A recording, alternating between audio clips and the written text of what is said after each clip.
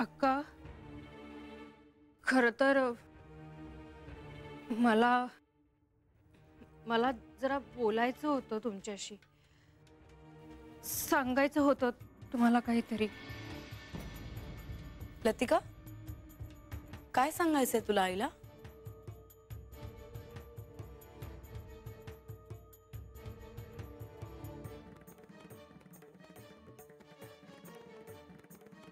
काय ग लतिका, काय सांगणार आहेस तू आईला?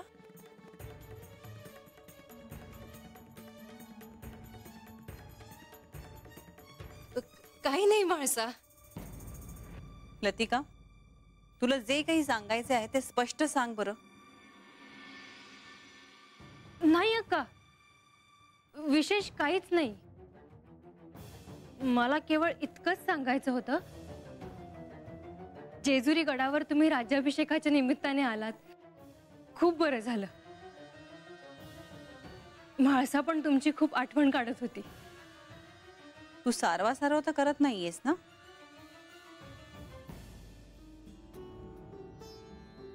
नाही अक्का, खरंच.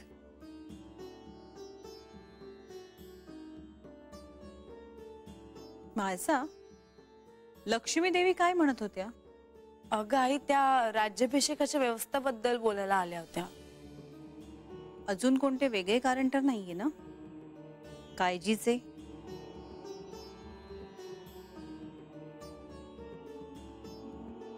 नाही आई, असे कोणतेही कारण नाहीये.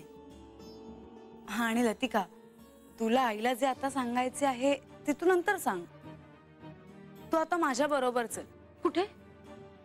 अगं पण इतकी घाई कसली आहे तुला म्हाळसा? आई, राज्याभिषेकासाठी मी स्वतःच्या हाताने तयार केलेले पाना फुलांचे दागिने यांना भेट म्हणून देणार आहे. त्यासाठी फुलं आणि बेलपत्र आणायची आहेत. बरं, पण फार लांब जाऊ नका मात्र. होय, तूही आता विश्रांती घे. आम्ही आलोच.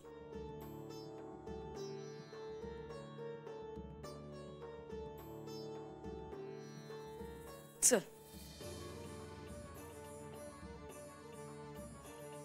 लतिका, तू आईला त्या मुलीविषयी सांगणार नव्हतीस ना? नाही. एक ध्यानात ठेव, ही गोष्ट आई बाबांना कळता कामा नये. हो.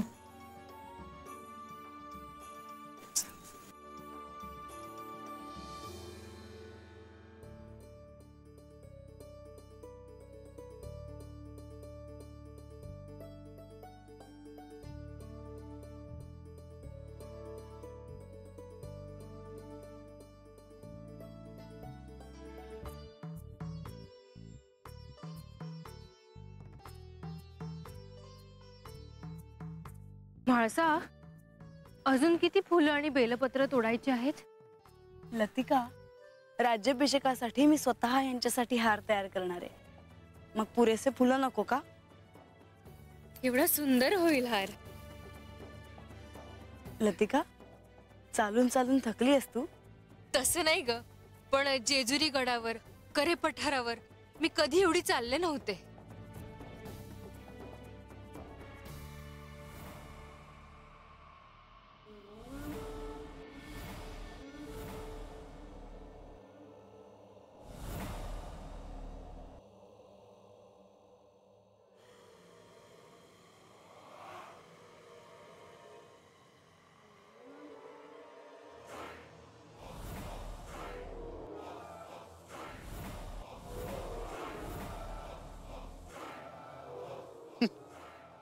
खंडोबाने तुलाच अमृताची कुपी भेट दिली आहे, तेव्हा तूच सांगू शकतेस की ती कुपी तू कुठे ठेवली आहेस.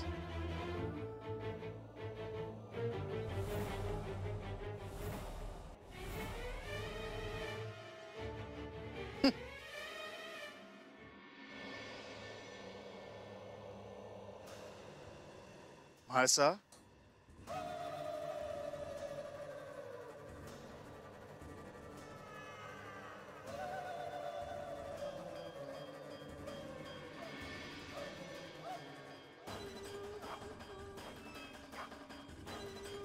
हे इथे कसे आले? कधी आले? आश्चर्य आहे, इतका वेळ तर दिसले नाहीत. म्हाळसा,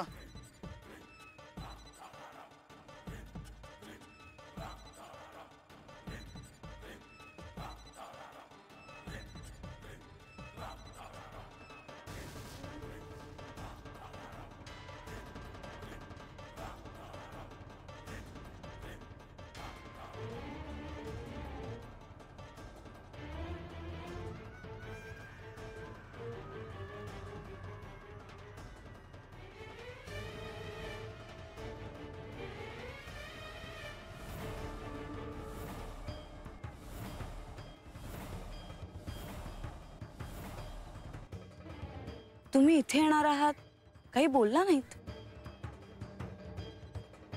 तुला एक विचारायचं होतं.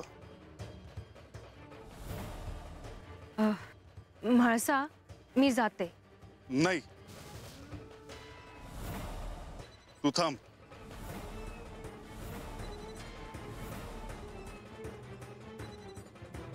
मला म्हाळसाला हे विचारायचं होतं की तिने ती अमृताची कुपी कुठे ठेवली आहे.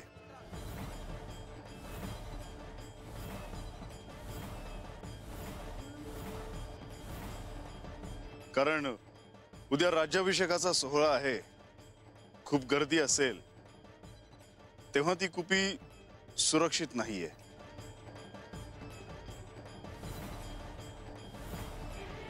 अंतःपुरात माझ्या कक्षेत एक मोठी पेटी आहे, त्यात एक छोटी लाकडी पेटी आहे, त्यात अमृताची कुपी ठेवली आहे. ठीक आहे, तुम्ही तुमचं काम सुरू ठेवा, मी आलोच.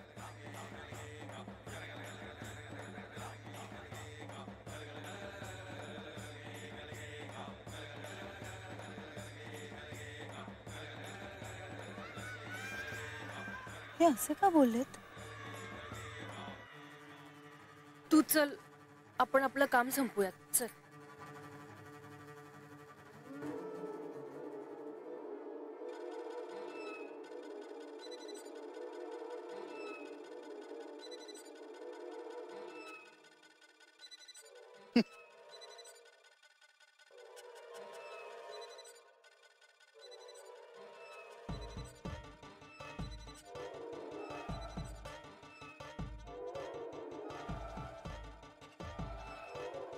अमृत कुठं ठेवलंय हेही मला कळालं. आता पाहू मला कोण अडवतं ते.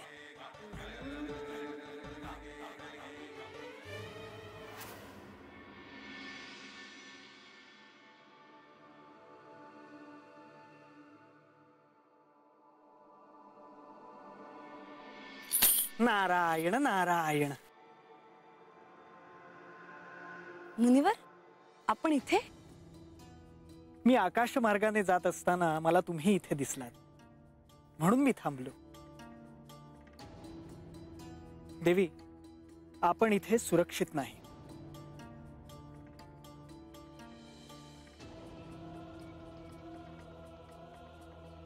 पण इथे कसले भय?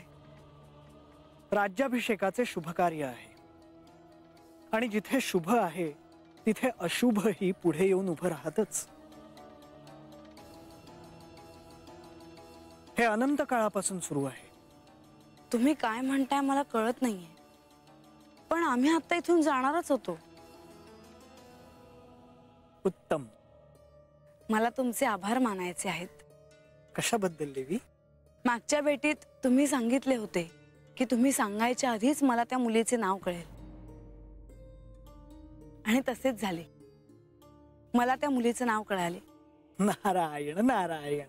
मुनिवर, तुमच्यावर माझा विश्वास वाढत चालला आहे. नारायण नारायण. मी यांच्याकडून एक वचन मागितले की यांनी त्या मुलीला निमंत्रण देऊ नये. पण देवी, ती मुलगी इथे येणारच.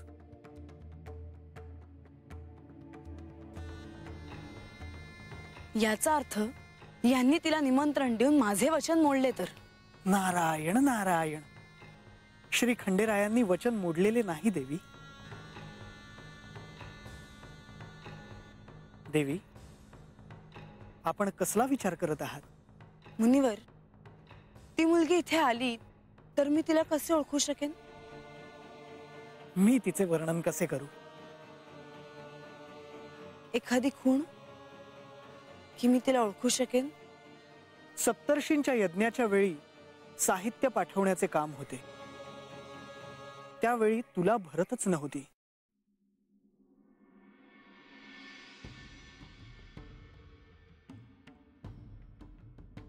कितीही साहित्य टाकले तरी तुला एकाच बाजूला झुकत होती.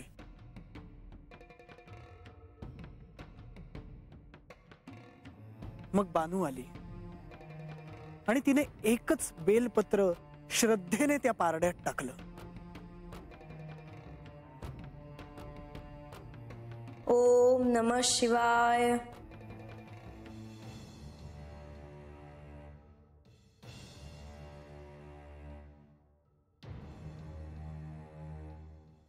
आणि तुला भरली. देवी, आता मला जायला हवे. एका ठिकाणी फार काळ न थांबण्याचा आपला नियम आहे. होय देवी. नारायण नारायण.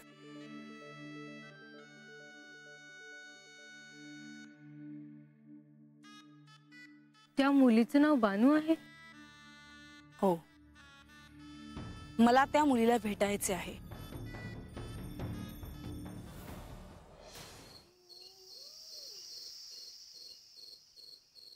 बानू, बानू, अय बानू. काय? अगं एवढा कसला विचार करतीयास? तू तर बोलायची थांबली. काय नाही.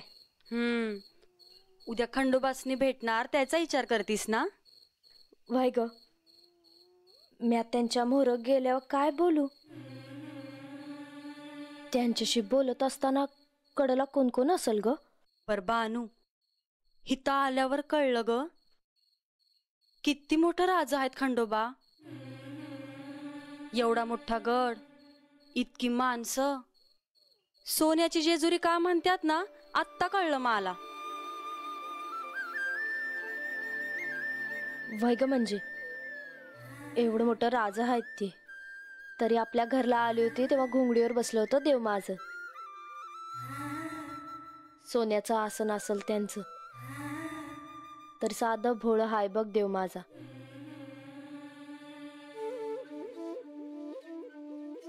अगं म्हणून तर लोकांचा जीव आहे त्यांच्यावर. हद तर समदे म्हणतात, सदा आनंदाचा येळकोट.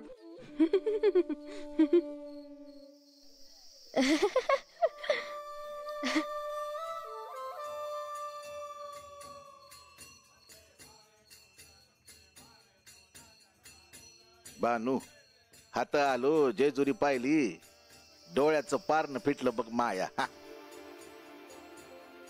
उद्या खंडोबाचा राज्याभिषेक बघायला मिळणार.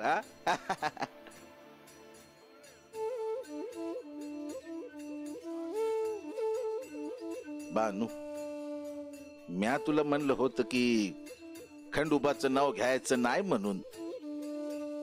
खरंच चुकलं माझं.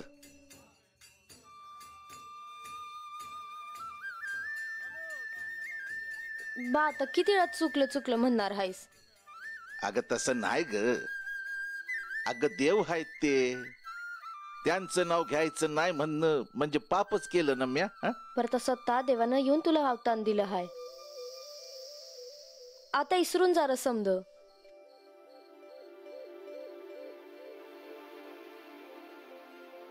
बानू, तुला राग येणार नसेल तर एक विचारू का? हात आल्यापासून ना तुझं बोलणंच वेगळं झालं आहे बघ. विचार की काय विचारायचं हाय ते. उद्या खंडोबाचा राज्याभिषेक आहे, म्हणजे त्यांची बायको पण तत असेल ना?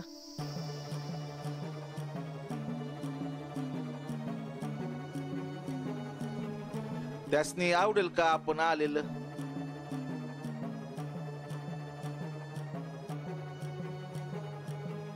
तू पण नाजा काय बी विचारतोस, यावर काय सांगल ती तुला? म्हणजे अगं बाचं काय चूक नाही. काय झालं तरी ती त्यांची बायको हाय. त्यासनी आपल्याबद्दल ठाव असेल तर त्यासनी कसं आवडल आपण आलेलं. म्या ह्यो विषय उगाच काढला बघ. हा तू पण ना आजा. देवासनी काळजी ते आहेत ना, मग आता त्याचा इतका विचार करू नगस तू.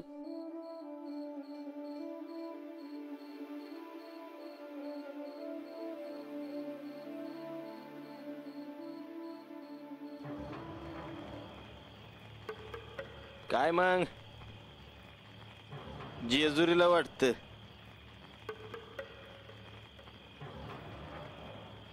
रंग घ्या.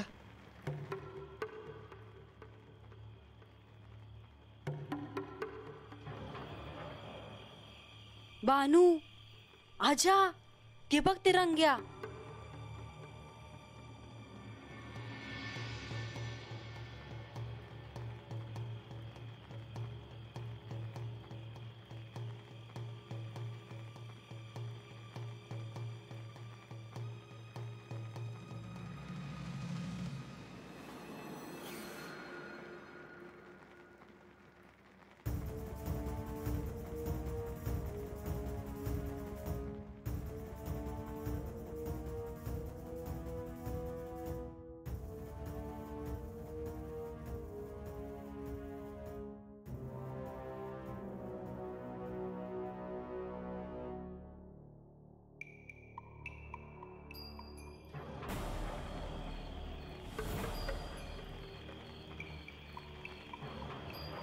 ए रंगा हं?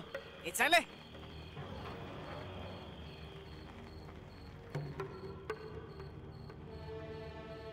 लायले काय आता आणि काय बघायला चल. हं? येऊ का भेटू जेजुरीला. मुकबिका आहे का रे ही.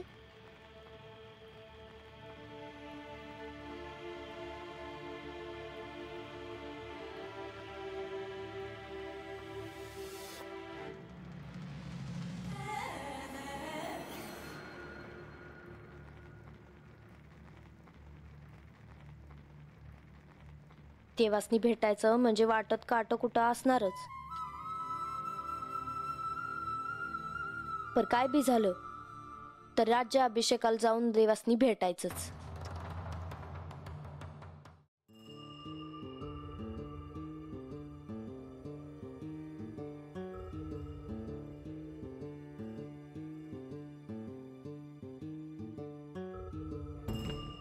पार्वती,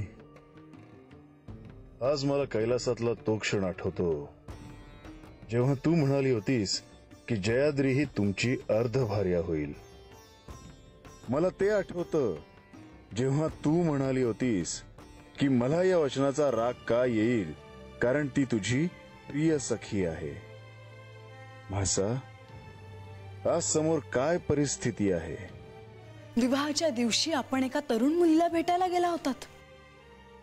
तुम्ही एक प्रश्न सोडवलात आणि माझ्या समोर अनेक प्रश्न निर्माण केलीत. आता या प्रश्नांची उत्तर मिळेपर्यंत माझ्या जीवाची घालमेल होत राहणार. उद्या मी त्यांच्या पुढं जाणार, त्यांना बघणार, त्यांच्याशी बोलणार. पण माझा जीव असा कासा विस्का झालाय ते कळत नाही. पर माझ्या आज जे सुरू आहे ते कोणाला बी सांगता येण्यासारखं नाही. म्हासा, तुला जयाद्री आठवते? तीच जयाद्री बानू होऊन उंबरठ्यापासून काही अंतर दूर आहे. तुला ती इथे येण्याचा राग येणार. तुला याचा विसर पडला आहे की ती तुझी प्रिय सखी आहे. जिला भेटायला ते विवाह सोहळा सोडून गेले होते ती या सोहळ्याला येणारच. देवा खंडोबा, म्या चंदनपुरीहून आली आहे. तुम्ही अवतान दिलं म्हणून येणं झालं. तुमचं ऋण कसं फेडू कळत नाही. कधी एकदा सूर्यदेव उगवतो हाय आणि म्या जेजुरी गड चढून तुमच्या मोर येते हाय असं झालं हाय बघा मला. तुमचा राज्याभिषेक या डोळ्यांनी बघायला मिळणार ही कसली पुण्याई हाय माझी. किती बी विचार केला तरी कळत नाही. आता एकच आस लागली आहे, तुम्ही मला कधी भेटाल आणि म्या तुम्हासनी डोळं भरून कधी बघल. मनुष्य जीवनाची हीच शोकांतिका आहे की त्याला जे घडतं आहे ते का घडते आहे याचा अर्थच कळत नाही. म्हासा, मी तुला वचन दिले आहे म्हणून मी तिचा होईन. त्याची आता सुरुवात झाली आहे. आता जे घडणार आहे ते मीही थांबवू शकत नाही.